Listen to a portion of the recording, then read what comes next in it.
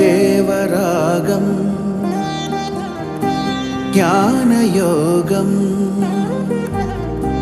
వ్యాసపీఠం బహువేదశాస్త్రం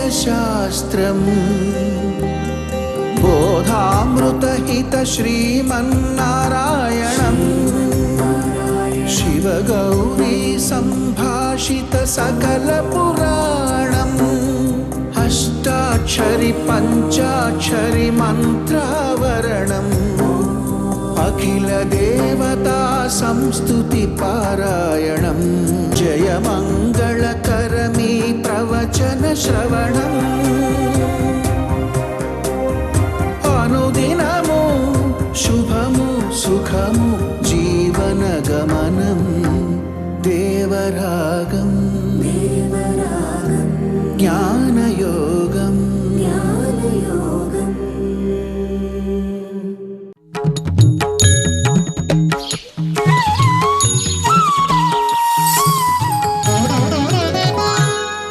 ఆపదామపహర్తారం దాతారం సర్వసంపదాం లోకాభిరామం శ్రీరామం భూయో భూయో నమామ్యహం.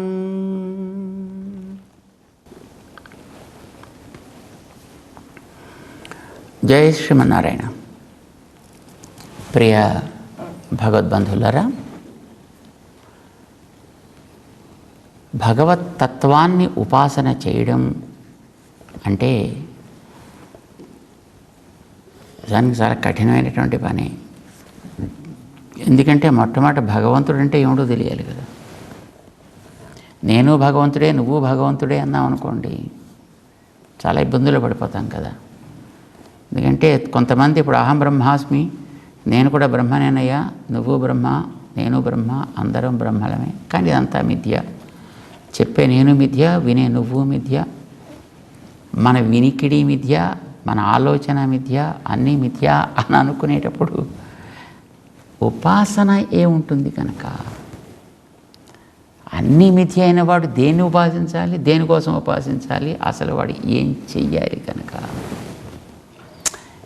ఏది లేదు అంతా కలయ అనుకున్నప్పుడు అసలు ఏం చేయకూడదు, వాళ్ళ ప్రవృత్తే ఉండకూడదు. కానీ ప్రవృత్తి లేకుండా ఎవడు ఉండటం లేదు, ఏదో చేస్తూనే ఉన్నాడు. వ్యవహారం కోసం ఇవన్నీ చేయాలండి అంటాడు. వ్యవహారం అంటే అసలు నువ్వు చేసేదే తప్పైతే దాంట్లో వ్యవహారం కోసము అవ్యవహారం కోసము ఇలా రకరకాలుగా ఉంటాయా ఏమిటి కనుక? భగవత్తత్వాన్ని గుర్తించడం చాలా క్లిష్టమైనటువంటి విషయం అండి, చాలా క్లేశకరమైనటువంటి విషయం. అంటే సరి అయిన యోగ్యమైనటువంటి ఒక ఉపదేశం ఉన్నవాడికి మాత్రమే తత్వం యొక్క స్వరూప స్వభావములు తెలియను. అది లేనివాడికి ఎప్పుడు కూడా బుద్ధి వక్రీకరించును, తెలియదు. ఎందుకంటే మనకి అంత కన్ఫ్యూజన్ ప్రపంచంలో. భగవంతుళ్ళు ఎంతమంది అంటే బోల్డ్ అంతమంది. ఇప్పుడు మనం 14వ శ్లోకం 9వ అధ్యాయంలో ఒకసారి చూస్తే దాంట్లో జ్ఞానయజ్ఞాన్ని గురించి ఒక ప్రస్తావన చేశారంటే మనిషికి కలగాల్సినటువంటి జ్ఞానాన్ని గురించి. జ్ఞానయజ్ఞేన చాప్యన్యే యజంతో మాముపాసతే ఏకత్వేన పృథక్త్వేన బహుధా విశ్వతోముఖం. జ్ఞానయజ్ఞముతోటి ఉపాసన చేయవలే. అవతారాదుల గురించి చెప్పారు ఇంతవరకు. అవన్నీ కూడా చిన్న చిన్న ఉపాసనలు. ఇప్పుడు ఇందులో పూర్ణోపాసన చెప్తున్నారు. పూర్ణోపాసన అంటే మొత్తం ఆయనకు ఉండేటువంటి మొత్తం విశ్వస్వరూపాన్ని గురించి చెప్తున్నారు. ఏమిటది? ఏకత్వేన పృథక్త్వేన, ఆయన ఒకడు అని అనుకో, అనేకం అని అనుకో. దీనికి మళ్ళీ వేదమంత్రాలు కొంతమంది కోట్ చేస్తుంటారండి. ఏకం సద్విప్ర బహుధా వదంతి. అది ఏకం సత్, ఆ సత్ అనేటటువంటిది ఒకటి. విప్రాహ దాని గురించి తెలిసినటువంటి స్తోత్రం చేసేవాడు. బహుధా వదంతి, దాన్ని అనేక పేర్లతోటి అనేక రూపములతోటి దాన్ని ఉపాసన చేస్తారు కనుక ఏ రూపములైనప్పటికీ కూడా అన్నీ ఒకటే. మరి ఒరే బుర్రున్నవాడివిరా, నువ్వు లేనివాడివిరా నాయన అన్నీ ఒకటైతే ఒకటి చేస్తే మొత్తం అన్నీ అయిపోయినట్టే కదా. అన్నీ తీసుకొచ్చి మళ్ళీ ఒక దాంట్లో పెడతావా, ఒకటి తీసుకెళ్ళి అన్నిట్లో పెడతావా, అదే అన్నిటినీ కలగాపులకం చేసి ఒక కిచిడి తయారు చేస్తావా? ఏమిటి చేస్తున్నట్టు మనం? అంటే ఇదేదో పెద్ద వైదికమైన మాటలు మాట్లాడుతున్నట్టుగా వాళ్ళు ప్రవర్తిస్తూ ఉంటారు. ఏకం సద్విప్ర బహుధా వదంతి, అనేకం ఉన్నట్టుగా చెప్తుంటారంటే దాని తాత్పర్యం ఏమిటి? దీన్ని వివరించేటటువంటి ఆ వేద భాగాలు ఎలా దాని గురించి చెప్తున్నాయో ఎక్కడైనా విన్నావా? ఛాందోగ్యం అనే ఒక ఉపనిషత్తు అండి. దాంట్లో 6వ ప్రపాఠకంకి సద్విద్య అని పేరు పెట్టింది. మహానుభావుల యొక్క వారి సంకల్పం, వాడు సద్విద్య అని అంటారు దాన్ని. దాంట్లో చివరి చెప్పాడు తత్వమసి శ్వేతకేతో, తత్వమసి ఒకసారి కాదు 9 సార్లు పాపం ఆయన చెప్పుకున్నాడు ఆయన. సరే అంత విన విజిజ్ఞాస తద్ధాస్య విధిజ్ఞాస విజిజ్ఞాస విధి. అర్థమైందే బాబు, ఇంక చాలు, ఇంకెందుకంటే ఇంకొద్దు అని 9 సార్లు ఈయన చెప్పిన తర్వాత ఆయన ఆపాడు. అక్కడ ఏమిటి చెప్పాడు అక్కడ? తత్వమసి అని ఉదాహరణల కింద ఏమి ఇచ్చాడు ఆయన? అది ఎప్పుడైనా చదివావా, చూసావా, చేసావా? చూస్తే మనకి తెలుస్తుంది. మనకి ఉదాహరణ ఏమి ఇచ్చాడు ఆయన? 9 సార్లు ఇచ్చాడండి, ఒకసారి కాదు. దానికోసమని చెప్పారు పాపం రామానుజాచార్యులు వారు. దీంట్లో చాలా చక్కగా, నాయనా దానికి తాత్పర్యం తెలుసుకోవయ్యా అని కొంతమంది మహానుభావులయ్యా జ్ఞానయజ్ఞేన, జ్ఞానమనే ఒక యజ్ఞం చేత, వాస్తవ జ్ఞానమనే ఒక యజ్ఞం చేత, యథార్థ తత్వజ్ఞానమనే యజ్ఞం చేత వాళ్ళు ఉపాసన చేస్తారు. ఏమని ఉపాసన చేస్తారు? దాంట్లో ఏకత్వం ఉన్నది, కానీ అది తన యొక్క సంకల్పము చేత బహుత్వాన్ని సాధిస్తోంది, తన సంకల్పం చేత పృథక్త్వాన్ని తెచ్చుకుంటోంది. మనకి ఉపనిషత్తు చెప్తోంది అక్కడ మొట్టమొదట ఏమీ లేదు, ఒకటి ఉన్నది. ఛాందోగ్యం అని మనం ఇందాక అనుకున్నటువంటి ఆ సద్విద్య అనేది ఉందే, దాంట్లో ఈ విషయాన్ని వాళ్ళు పాపం స్పష్టంగా చెప్తారు. ఒకటి అనేకం అవుతోంది. ఒకటి అనేకం అవుతోంది అంటే దానికి రకరకాల మార్పులు వచ్చేసాయి. ఎప్పుడైతే అనేకమైందో అది మళ్ళీ వినాశం కూడా పొందుతుంది, అంటే బ్రహ్మతత్వం పోయింది అని అర్థం. అందుకు అక్కడ తమాషాగా పెడతీశారండి. వాడు శరీరి, వికారము చెందేది శరీరము, వాడు అవికారి, వాడు శుద్ధుడు. కానీ వికారము పొందేది శరీరానికి. వాళ్ళలో మార్పు, వాడిలో మార్పు ఉండదు, వాడి శరీరంలో మార్పులు ఉంటాయి. ఆ శరీరం పెరుగుతుంది, తరుగుతుంది, పెరుగుతుంది, తరుగుతుంది. పెరిగితే సృష్టి అంటాం, తరిగితే ప్రళయం అంటాం. కనుక ఈ మార్పులు చేర్పులు అనేటటువంటివి కేవలం పైనుండేటువంటి శరీరానికే తప్ప ఆ లోపలుండి నడిపించేటటువంటి శరీరి, దీన్ని కలిగినది తత్వమేదో దానికి కాదు. ఇది మనకి అక్కడ ఆ ఉపనిషత్తు చెప్పే ప్రయత్నం చేసింది. ఓ పెద్ద అనేక రకాల 16 అధ్యాయాల్లో చెప్పే ప్రయత్నం చేసిందండి. దాంట్లో మనం ఎప్పుడైనా చదవాలి, దాన్ని తెలుసుకోవాలి అన్నమాట అవకాశం ఉన్నప్పుడు. సరే, ఇప్పుడు ఇంతకీ మార్పు చెందేది దేనికి? ఇప్పుడు మనలో మార్పు చెందుతున్నావా? మనం మారుతున్నావా? ఈ ప్రశ్న వచ్చినప్పుడు పాపం దీని సమాధానం 2వ అధ్యాయంలో చెప్పాడండి ఆయన అర్జునుడికి. దేహినోస్మిన్ యథా దేహే కౌమారం యవ్వనం జరా తథా దేహాంతర ప్రాప్తి ధీరస్తత్ర నముహ్యతి. పాపం ఆరంభంలోనే మొత్తుకున్నాడు ఆయన. కానీ ఇక్కడ దాకా వచ్చినా ఇంకా మనకి లోపల అర్థం కావడం కొంచెం ఇబ్బందికరంగానే అనిపిస్తుంది మనకి. ఎందుకంటే మనకి రకరకాల అలవాట్లు అయిపోయి, రకరకాల సంస్కారాలు ఏర్పడిపోయి ఫిక్స్ అయిపోయి ఉన్నాం మనం. అక్కడ ఏముందో దాన్ని తెలుసుకునే ప్రయత్నం చేయట్లే, మనకి తెలిసినటువంటి మనం ఫిక్స్ చేసుకున్న దాంట్లో దాన్ని ఇమిడ్చే ప్రయత్నం చేస్తున్నాం. వచ్చిన ప్రమాదంలో అక్కడ నువ్వు ఒక కప్పు తీసుకెళ్ళి ఈ కప్పులో సముద్రం పెట్టే ప్రయత్నం చేస్తున్నావు తప్ప సముద్రపు వాస్తవ స్థితిని చూసే ప్రయత్నం చేయటం లేదు. ఉన్నదాన్ని ఉన్నట్టు గుర్తించగలగడానికి ముందర మన దగ్గర ఫిక్స్డ్ ఐడియాలజీ అనేటటువంటిది ఆ కవచం లేకుండా ఉండాలి, ఓపెన్గా ఉండాలి. ముందర మనస్సు యథాతథంగా ఎదురుకుండా కనిపించేదని అంగీకరించగలిగే మనస్తత్వం కావాలి. అది ఉన్నప్పుడు మనకి ఇది తెలుస్తుందండి. ఏం చెబుతుంది దాంట్లోనూ? ఆయన సంకల్పం చేస్తాడు మొట్టమొదట. ఏమిటి? ఆయన ఒక్కడే ఉండెను, రెండవది లేదు. కానీ ఆ ఉన్న ఒక్కడు ఎలా ఉన్నాడు? తనకు ఒక అద్భుతమైనటువంటి ఒక దివ్య దేహాన్ని కలిగి ఉన్నాడు. ఏమేమి దేహం అది? తేజస్, ఆపస్ అండ్ అన్నం. ఈ మూడిటిని దేహంగా కలిగి ఉన్నాడు. ఆయన తన దగ్గరికి తెచ్చి పెట్టుకున్నాడు. వీటిని ఆయన క్రమంగా బయటికి తీసుకొస్తాడు. వాటితోటి మొత్తం జగద్ రచన చేస్తాడు. ఇది ఒక్కొక్కటి వేరు, రూపాలు వేరు, పనులు వేరు, స్థానములు వేరు. వీటన్నిటికీ ఆ రూపకల్పన చేయడానికి వాటిలో తానుంటాడు. వాడు ఒక్కొక్క దాన్ని సృజిస్తాడు అంటుంది అక్కడ. దాంట్లోంచి తేజ ఐక్షత, తేజస్సు తెచ్చిన తర్వాత దాంట్లోకి వెళ్ళి అక్కడ ఐక్షత సంకల్పము చేశాను. అందులోంచి ఆపస్ వచ్చాను, మళ్ళీ అందులోకి ప్రవేశించాను, అక్కడ మళ్ళీ ఆపస్ ద్వారా సంకల్పం చేశాను.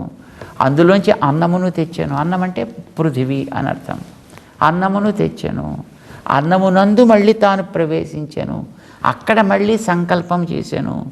అందులోంచి రకరకాలైనటువంటి జీవజాతులు వచ్చాను, జీవరాశులు బయటకు వచ్చాను. ఏమేమిటవి? ఏవో కొన్ని అండజములు వచ్చాను, గుడ్లలోంచి బయటకు వచ్చేవి కొన్ని వచ్చాయి. ఉద్భిజములు వచ్చాను, భూమిని పగలగొట్టుకుని బయటకు వచ్చేవి కొన్ని వచ్చాను. స్వేదజములు వచ్చాను, జంతువుల యొక్క దేహంలోంచి పుట్టేవి కొన్ని వచ్చేవి. రకరకాలైనటువంటివన్నీ కూడా ఉత్పత్తులు జరిగాను. ఇది విశ్వం అయ్యను, ప్రపంచం అయింది. ఇదంతా ఏమవుతుంది? మళ్ళీ ఇవన్నీ ఒకనాడు క్రమంగా వాటి రూపాన్ని మర్చుకొని మళ్ళీ తన దేహం దగ్గరికి వచ్చేటట్లుగా చేసుకున్నాడు ఆయన. తిరిగి మళ్ళీ దాన్నే పెంచుతాడు, దాన్నే మళ్ళీ తగ్గిస్తాడు. తను మాత్రం అలానే ఉంటాడు. అందుకు మొట్టమొదటి భగవద్గీతలో 2వ అధ్యాయంలో చూపించాడు, నీ దేహం దగ్గర చూసుకోవాలి. పుట్టగానే నువ్వు ఉంటావు, నీకు ఒక దేహం ఉంటుంది. ఈ దేహం క్రమంగా పెరుగుతుంది. శిశువు, కుమారుడు, యువకుడు, వృద్ధుడు, పెరుగుతోంది దేహం. ఏడవట్లేదు నువ్వు. అయ్యో నేను ఈ శిశువు శరీరం తీసుకున్నానే, పోయిందే ఇప్పుడు శిశువు శరీరం, ఇప్పుడు నాకు కుమార శరీరం పుట్టిందా? పరిణామము చెందెను. ఇది పరిణామవాదం అండి, ఉత్పత్తివాదం కాదు. ఇది పరిణామవాదం అంటుంది. ఇది పరిణమించెను. పరిణమించి ఏమైంది? అది యువక శరీరమైంది. పరిణమించి వృద్ధ శరీరమైంది. శరీరంలో మార్పులు వస్తున్నాయి, సహజం. ఇది ప్రకృతికి మార్పులు అనేటువంటి సహజం. కనుక మార్పు వచ్చింది. నువ్వు మాత్రం అలానే ఉన్నావు. లోపల ఉండేటువంటి నువ్వు వ్యవహరించేది రీతి ఉంటుంది. నేను బాలుడను, నేను కుమారుడను, నేను యువకుడను, నేను వృద్ధుడను. నేను మారలే. ఇప్పుడు శరీరంతో పాటు నువ్వు కూడా మారేవాడివైతే ఈ కుమారుడుగా శిశువుగా ఉండేటువంటి వాడు నేను అంటే కొంచెం వాడు, యువకుడు అంటే ఇంకా వాడు వృద్ధుడైపోతే కానీ ఆ మార్పు నేనుగానే ఉంటుంది. శరీరాల్లో మార్పులు వస్తున్నాయి. అయినా మార్పులు రావడం శరీరానికి సహజమయ్యా అర్జున. అందుకే ఇంతుండే శరీరం క్రమంగా మారి మళ్ళీ అంతకొచ్చిందా, తర్వాత అది వదులుతుంది కూడా. చెట్టుకి పండినటువంటి కాయ చిన్న పీపు దగ్గర నుంచి చిన్న కాయ, పెద్ద కాయ, ఇంకా పెద్ద కాయ, తర్వాత క్రమంగా పండు తర్వాత రాలిపోవును. ఇది చూస్తున్నావు కదా ప్రకృతిలో. అలాగే ఈ శరీరం కూడా పండిన తర్వాత, వృద్ధుడైన తర్వాత రాలిపోవును. నువ్వు ఇందులోంచి మళ్ళీ బయటికి వెళ్ళి మళ్ళీ మరొక శరీరాన్ని ధరిస్తావు కర్మ వల్ల. దాన్ని నడిపించేది అది, డ్రైవింగ్ ఫోర్స్ వెనకాతల కర్మ, అది నడిపిస్తుంది. నువ్వు ఇందులోంచి అందులోకి పెడతావు. ఇందులో ఒకటి పోయినప్పుడు మరొకటి అవస్థ వచ్చినప్పుడు, ఆ అవస్థ పోయినప్పుడు మరొక అవస్థ వచ్చినప్పుడు నువ్వు ఏడవట్లేదు, నువ్వు సంతోషించట్లేదు, అది సాగుతోంది దాని మానాన్ని. అలాగే ఇది కనిపిస్తోంది కనుక నీకు తెలుస్తోంది. దీన్ని కనీసం ఉదాహరణగా పెట్టుకుని దీని తర్వాత వచ్చే కనిపించని దాన్ని కూడా గుర్తు పెట్టుకోవా. తథా దేహాంతర ప్రాప్తి. ఈ దేహం వదిలిపెట్టి మరో దేహంలో పోవడం కూడా అంతే సహజమయా. కనుక దానికోసం నీకు ఎందుకు అజ్ఞానం కలగాలి? ఎందుకు నీకు మోహం కలగాలి? ఎందుకు నీకు దుఃఖం రావాలి? అంచేత అవసరం లేదు, ఏడవద్దు అని చెప్పడానికి ఆయన చేసిన ప్రయత్నం అది. అక్కడ నువ్వు వేరు, నీ శరీరం వేరు.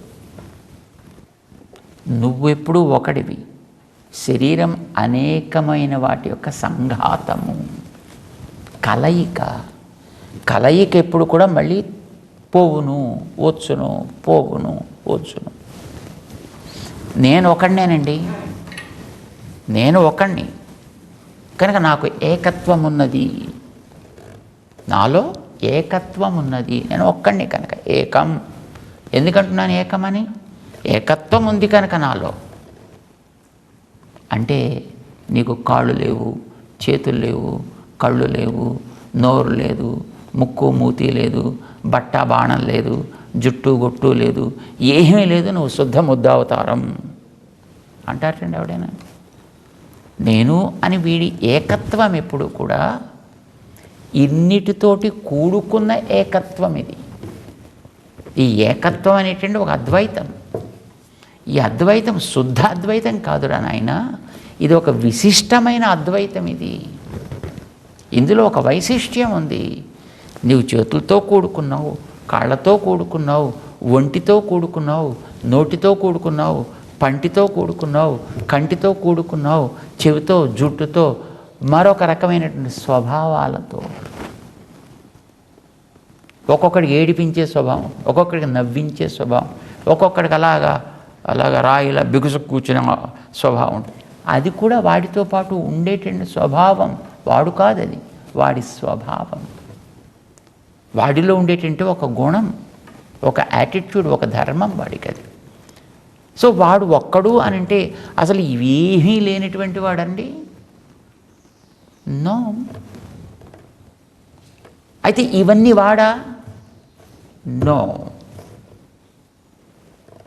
అలానే పరమాత్మ అనేవాడు ఒక్కడు, ఏకత్వము కలవాడు.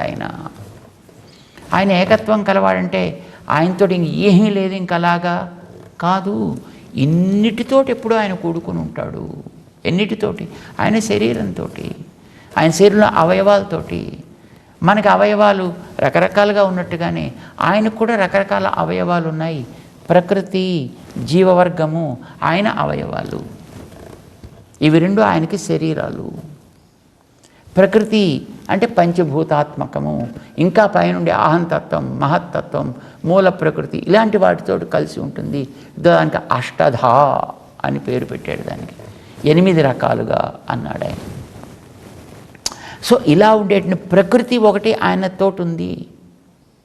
ఇది ఆయన శరీరం. జీవవర్గం ఒకటి ఉంది. ఈ జీవవర్గం కూడా ఎంతో తెలియదు, అన్నీ ఆయనతోటి కూడి ఉంటాయి.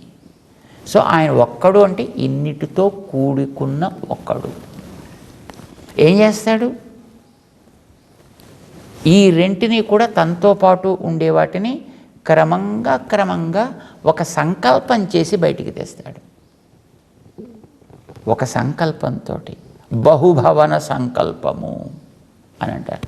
తదైక్షత బహుశ్యాం ప్రజా ఏతి. ఇది ఒక సంకల్పం. అనేన జీవేనాత్మన ఒక సంకల్పం అది. బహుభవన సంకల్పం అంటాం. అంటే సంకల్ప విశిష్టుడు ఆయన. సంకల్పం చేస్తున్నా అంటే జ్ఞానం ఉంటేనే కదా సంకల్పం చేసేది. సో ఆయన జ్ఞాన విశిష్టుడు. ఏం జ్ఞానం? తన శరీరాన్ని గురించినటువంటి జ్ఞానం. ఏంటి శరీరం? జీవులు, ప్రకృతి, వీటిని గురించి తెలిసినటువంటి జ్ఞానం. అంటే ఒక్కడి గురించా, ఇద్దరి గురించా, రెండిటి గురించి. అందులో ఉండే ఒక వస్తువుని గురించా, అందరి గురించా, అన్నిటి గురించి జ్ఞానం. కనుక ఆయన సర్వజ్ఞ. మరి ఇవి రెండింటిని కలపాలంటే ఎవరికి ఏ శరీరంగా కూర్చాలో తెలియాలి కదా. అంచేత ఒక్కొక్కడి యొక్క వాడి బ్యాక్ రికార్డు మొత్తం అంత ట్రాక్ వాడికి అంత తెలిసి ఉండాలి. వీడు ఇప్పుడు ఎవడికి పుట్టాడు, ఇదివరకు ఎవడికి పుట్టాడు, అంతకుముందు ఎవడికి పుట్టాడు, అంతకుముందు ఎవడికి పుట్టాడు, అసలు మొట్టమొదటి ఎవడికి పుట్టాడు, ఎలా సాగాడు, ఎప్పుడెప్పుడు ఏం చేశాడు, ఎలా చేశాడు, వీడు ఎందుకు చేశాడు అని ప్రేరేపిస్తే చేశాడా, స్వతంత్రంగా చేశాడా. It's big track. ఒక్కొక్కటి రికార్డ్ చూస్తే మనకు ఒక రూమ్ నిండి అన్ని పుస్తకాలు ఏర్పడతాయండి. అసలు మనం ఈ జన్మలో చేసే పనులు చూస్తేనే ఒక రూమ్ నిండి అంత రికార్డ్ మనం తయారు చేయొచ్చు. రైట్? ఇలాంటిది ఈ జన్మ, దీనికి ముందుండే జన్మ, దానికి ముందుండే జన్మ, ఇన్ని జన్మల ట్రాకింగ్ మొత్తం పెట్టాలంటే ఎంత కష్టం అండి. ఇది ఒక జీవుడి విషయంలో, మొత్తం ఇంతమంది జీవుల విషయంలో ఇన్నిటినీ తెలుసుకుంటూ ఇండివిజువల్గా ఉంటాడు వాడు. కనుక వాడు సర్వవేత్త. ఎస్ సర్వజ్ఞ సర్వవిత్. వేదం చెప్తోంది ఆయన సర్వజ్ఞుడు, సర్వవిత్ కూడా. ప్రతి జీవి గురించి తెలుసుకోగలడు, ప్రతి శరీరపు వస్తువు గురించి, ప్రకృతిలో ఉండే ప్రతి భూతాన్ని గురించి కూడా తెలుసుకోగలడు ఆయన. సో నేను అనంటే ఈ కరచరణాదులతో కూడుకున్న నేను ఎలానో, అలాగే వాడు ఏకము అనంటే వాడు ఈ జీవ ప్రకృతితో కూడుకున్నటువంటి వాడు. చేసిన సంకల్పం ఏమిటి? వీటిని క్రమంగా నేను కార్యోన్ముఖము చేస్తా. ఈ కారణ రూపంలో ఉండేటటువంటి వాడే క్రమంగా కార్యం కింద పరిణామము చెందుతున్నాడు. It's a kind of evolution, but evolution in a beautiful way, in a divine way. తనలోంచి వీటన్నిటినీ క్రమంగా పైకి తెస్తున్నాడు. కానీ తెస్తే అది నిలవటానికి మళ్ళీ తను వాటిల్లోకి వెళ్ళాల్సి వస్తుంది. ఇది బయటికి కనిపించేటటువంటి ఎవల్యూషన్కి, వేదము చెప్పిన ఎవల్యూషన్కి తేడా. గింజలోంచి బయటకు వచ్చేసిన తర్వాత దాంట్లో గింజ వెళ్ళి అందో దూరదు. కానీ మనకి వేదం చెప్పిన ఎవల్యూషన్ వరకు వస్తే ఇందులోంచి బయటికి తెచ్చిన తర్వాత వాటిల్లోకి వెళ్ళి తను దూరుతాడు. ఆ దూరడానికి పక్కన జీవుల్ని పక్కన రెడీగా పెట్టుకుంటాడు ఆయన. ఒక్కొక్క జీవుని తీసుకెళ్ళి వాళ్ళలోంచి ఒక దాంట్లో దూరుతాడు, ఇంకో జీవుని తీసి దాంట్లోంచి ఇంకో జీవుని తీసి దాంట్లోంచి ఇంకోళ్ళు దూరుతాడు. ఈ జీవులందరూ కూడా తనకొక షీల్డ్. అంచేత వాటి నుంచి, ఈ ప్రకృతి నుంచి ఏదొచ్చినా జీవుడి దాకానే, దాటి తన దగ్గరికి రావడం అనేటువంటిది ఉండదు. ఇది చెప్తోంది మనకి వేదం. కనుక తానెప్పుడు ఒకడే. ఈ కనిపించేటటువంటి ఈ ప్రపంచంలో ఉండేటటువంటి ఇందరి జీవులతోటి ఈ ప్రపంచాన్ని దేవతలుగా కొందరిని, మనుష్యులుగా కొందరిని, తిర్యక్కులుగా కొందరిని, స్థావరాలుగా కొందరిని తీసుకొస్తాడు. ఆ దేవతల్లో చెందినటువంటి వాళ్ళే బ్రహ్మ, రుద్ర, ఇంద్ర, ఎన్ని పేర్లు మీరు పెట్టుకోండి, ఇవంతా దాంట్లో చేరిన వాళ్ళే. కనుక వీళ్ళంతా ఆయన ఎలా అవుతాడు? వీళ్ళంతా శరీరాలు, ఆయనకి అవయవాలు, ఆయన మీద ఆధారపడి ఉండేటటువంటివి ఇవన్నీ కూడా. ఇవన్నీ ఆయన అన్నీ ఒకటేనండి.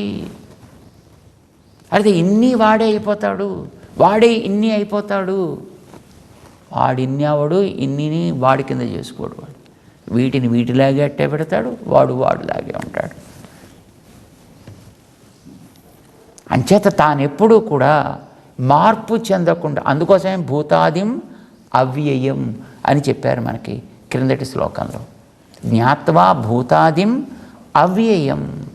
ఆయన భూతాది, ఇన్ని భూతములకి ఆయా నామరూప భాక్త్వాన్ని ఏర్పాటు చేస్తాడు. కానీ అవ్యయం, తను మాత్రం అలానే ఉంటాడు. ఆయన భగవంతుడంటే, ఆయనకి పేరు వాసుదేవుడంటే, ఆయనకి పేరు కృష్ణుడంటే, ఆయనకి పేరు నారాయణుడంటే. బ్రహ్మానారాయణుడు ఒకటి, రుద్రుడు నారాయణుడు ఒకటి, ఇంద్రుడు నారాయణుడు ఒకటి, చంద్రుడు నారాయణుడు ఒకటి, వీళ్ళంతా ఒకటి కారెప్పుడూనూ. వీళ్ళంతా ఆయన శరీరంలో భాగాలు, కానీ ఒకటి అనొచ్చు ఒక రకంగా. నేను ఒకటేనండి, నా చేతిని చూపించి నేను ఒకటంటాను, చెయ్యి నేను ఒకటవ్వను, ఇది నా భాగము. అలాగే దేవతలు దేవుడు ఒకరు కారు, దేవతలు ఆయన దేహంలోని భాగాలు. ఈ మాట వేదం స్పష్టం చేస్తోంది.